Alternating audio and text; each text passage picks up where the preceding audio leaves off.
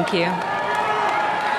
1 year ago, I introduced my father when he declared his candidacy. In his own way and through his own sheer force of will, he sacrificed greatly to enter the political arena as an outsider, and he prevailed against a field of 16 very talented competitors.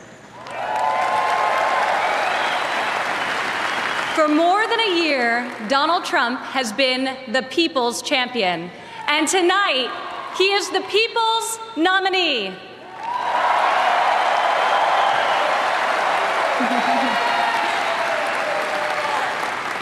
Like many of my fellow millennials, I do not consider myself categorically Republican or Democrat.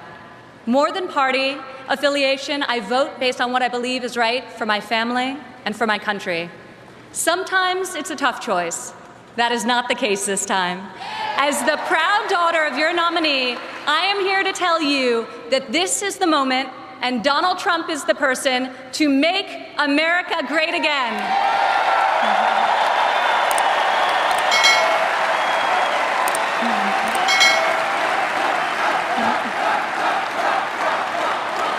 Real change, the kind we have not seen in decades, is only going to come from outside the system, and it's only going to come from a man who has spent his entire life doing what others said could not be done. My father is a fighter. When the primaries got tough, and they were tough, he did what any great leader does. He dug deeper, worked harder, got better, and became stronger. I have seen him fight for his family. I have seen him fight for his employees. I have seen him fight for his company. And now I am seeing him fight for our country. It's been the story of his life, and more recently, the spirit of his campaign.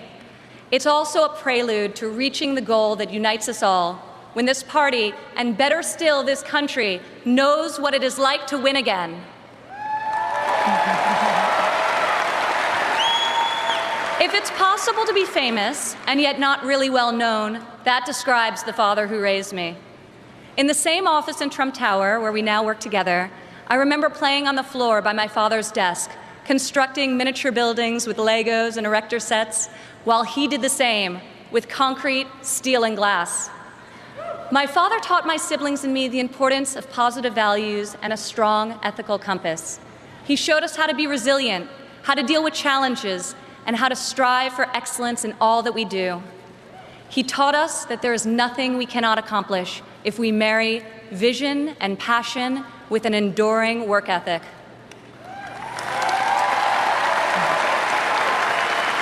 One of my father's greatest talents is his ability to see potential in people before they see it in themselves. It was like that for us too growing up. He taught us that potential vanishes into nothing without effort, and that, like him, we each had a responsibility to work not just for ourselves, but for the betterment of the world around us. Over the years, on too many occasions to count, I saw my father tear stories out of the newspaper about people whom he had never met who were facing some injustice or hardship. He'd write a note to his assistant in a signature black felt-tip pen and request that the person be found and invited to Trump Tower to meet with him.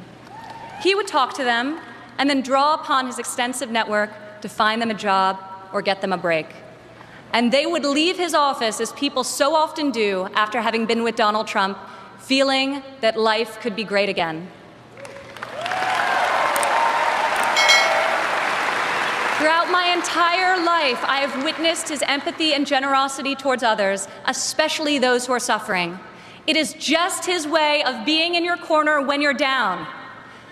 My father not only has the strength and ability necessary to be our next president, but also the kindness and compassion that will enable him to be the leader that this country needs.